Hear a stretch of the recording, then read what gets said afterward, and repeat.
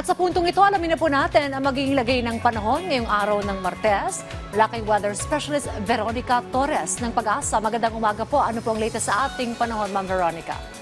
Magandang umaga din sa inyo, pati na rin sa ating mga taga-subaybay sa PTV4. May minomonitor nga tayong low pressure area at kanina alas 3 na umaga ito ay nasa layong 155 kilometers east-southeast ng Tagum City, Davao del Norte. Ito ay nakapaloob sa ITCZ na nakakaapekto sa Visayas at Mindanao. Dahil dito sa LPA na ito, asahan naman natin na magiging maulan, may mga kalat-kalat na mga kidlat-kulog rin sa Eastern Visayas, Caraga at Davao Region. Shearline naman na magpapaulan sa Bicol Region at Quezon, ITCZ sa nalalabing bahagi ng Visayas at Mindanao, Northeast monsoon naman sa Cagayan Valley, Car at Aurora. Mas magandang panahon sa Metro Manila at nalalabing bahagi ng Luzon kung saan may chance lang na may hinang pag-ulan. Wala rin tayong nakataas na gale warning sa kahit na anong dagat baybay na ating bansa, pero ingat sa papalaot sa Luzon at silangang bahagi ng ating bansa dahil magiging katamtaman hanggang sa maalon ang karagatan.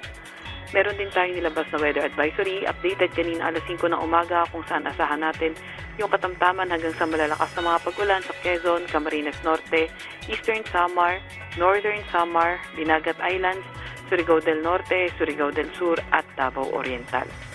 Itong low pressure area na ating minomonitor ay hindi tinatanggal yung posibilidad na maging isang ganap na bagyo in the next 24 to 48 hours. At yan nga munang latest mula sa Weather Forecasting Center ng Pag-asa, Veronica Torres. Maraming salamat, Ma'am Veronica Torres ng Pag-asa.